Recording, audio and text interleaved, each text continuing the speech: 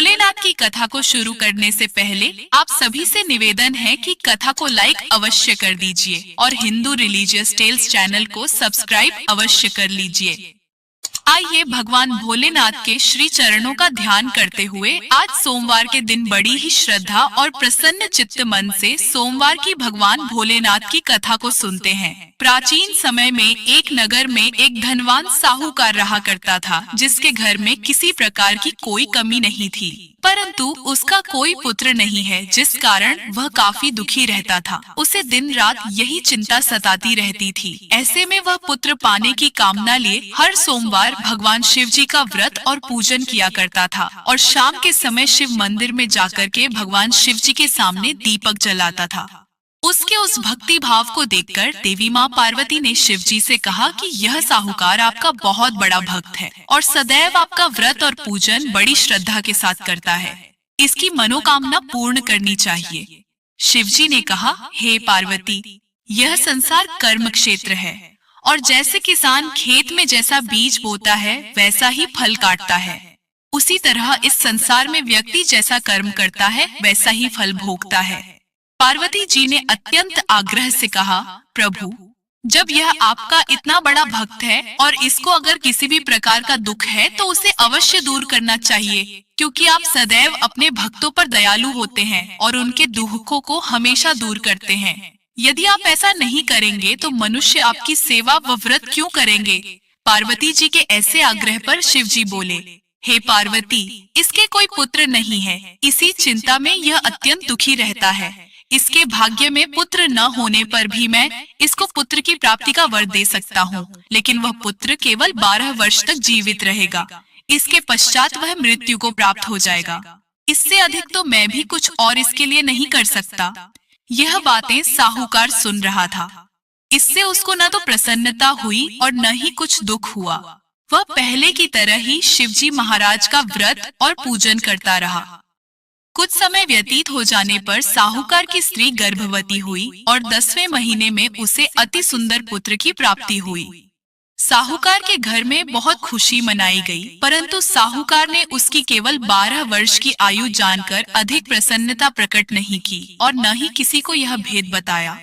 जब वह बालक 11 वर्ष का हो गया तो उस बालक की माता ने उसके पिता से विवाह आदि के लिए आग्रह किया, तो वह साहूकार कहने लगा कि अभी मैं इसका विवाह नहीं करा सकता, अपने पुत्र को काशी पढ़ने के लिए भेजूंगा।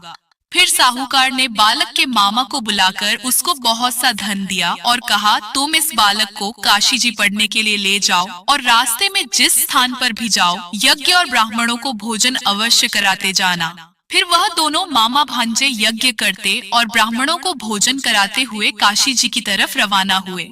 रास्ते में उनको एक शहर से गुजरना पड़ा। उस शहर में राजा की कन्या का विवाह था और दूसरे राजा का लड़का जो विवाह करने बारात लेकर आया था वह एक आंख से काना था। उसके पिता को इस बात की बड़ी चिंता हो रही थी कि कहीं वर को देख कन्या के माता पिता विवाह में किसी प्रकार की अड़चन पैदा न कर दे।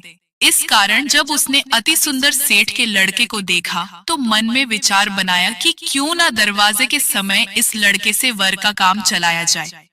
ऐसा विचार कर वर के पिता ने उस लड़के और उसके मामा से बात की तो वे राजी हो गए। फिर उस लड़के को वर के कपड़े पहनाकर और घोड़ी पर चढ़ाकर दरवाजे पर ले गए और सब कार्य प्रसन्नता से पूर्ण हो गया। फिर वर के पिता ने सोचा कि यदि विवाह कार्य भी इसी लड़के के द्वारा करा लिया जाए तो क्या बुराई है।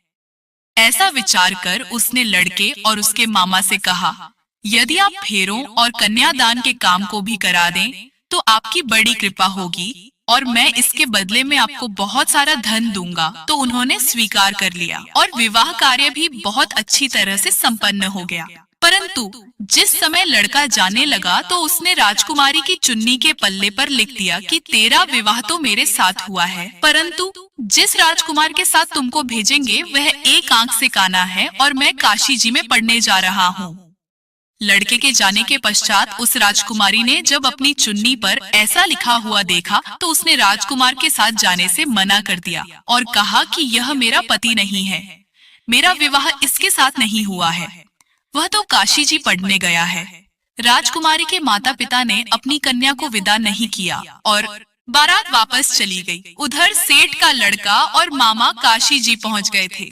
वहां जाकर लड़के ने पढ़ना शुरू कर दिया। जब लड़के की आयु 12 साल की हो गई, उस दिन उन्होंने यज्ञ रचा रखा था कि लड़के ने अपने मामा से कहा, मामा जी आज मेरी तबीयत कुछ ठीक नहीं लगे। मामा ने कहा, अंदर जाकर सो जाओ और आराम करो। लड़का अंदर जाकर सो गया और थोड़ी देर के बाद में उसके प्राण निकल गए। जब उसके मामा ने आकर देखा तो वह मुर्दा पड़ा हुआ है, तो उसको बड़ा दुख हुआ और उसने सोचा कि अगर मैं अभी रोना पीटना मचा दूंगा तो यज्ञ का कार्य अधूरा रह जाएगा, जो कि सही नहीं होगा। अतः उसने जल्दी से यज्ञ का कार्य समाप्त किया और ब्राह्मणों के जाने के बाद रोना पीटना आरंभ कर दिया। संयोगवश उसी समय भगवान शिव पार्वती माता उधर से जा रहे थे। जब उन्होंने जोर जोर से रोने की आवाज सुनाई दी तो पार्वती जी शिव जी से कहने लगी, प्रभु कोई दुखिया रो रहा है, कृपया कर इसके कष्ट को दूर कीजिए। जब शिव पार्वती ने पास जाकर देखा तो वहाँ एक लड़का मुर्दा पड़ा हुआ था। पार्वती जी कहने लगी, महाराज यह तो उसी सेठ का लड़का है जो आपके वरदान से पैदा हुआ था। अतः हे प्रभु इस बालक को और आयु दो, नहीं तो इसके माता पिता तड़प तड़प कर मर जाएंगे। पार्वती जी के बार बार आग्रह करने पर शिव जी ने उसको जीवन का वरदान दे दिया और भगवान शिव जी की कृपा से लड़का फिर जीवित हो गया। इसके बाद शिव जी और पार्वती कैलाश पर्वत की ओर चले गए। इसके पश्चात वह लड़का और उसका मामा उसी प्रकार यज्ञ करते और ब्राह्मणों को भोजन कराते अपने घर की ओर वापस चल पड़े। रास्ते में उसी शहर में आए जहाँ उसका विवाह हुआ था। वहाँ पर आकर उन्होंने यज्ञ आरंभ कर दिया तो उस लड़के के ससुर ने उसको पहचान लिया और अपने महल में ले जाकर उसकी बड़ी खातिरदारी की। साथ ही बहुत से दास दासियों सहित आदर पूर्वक लड़की और जमाई को विदा भी किया।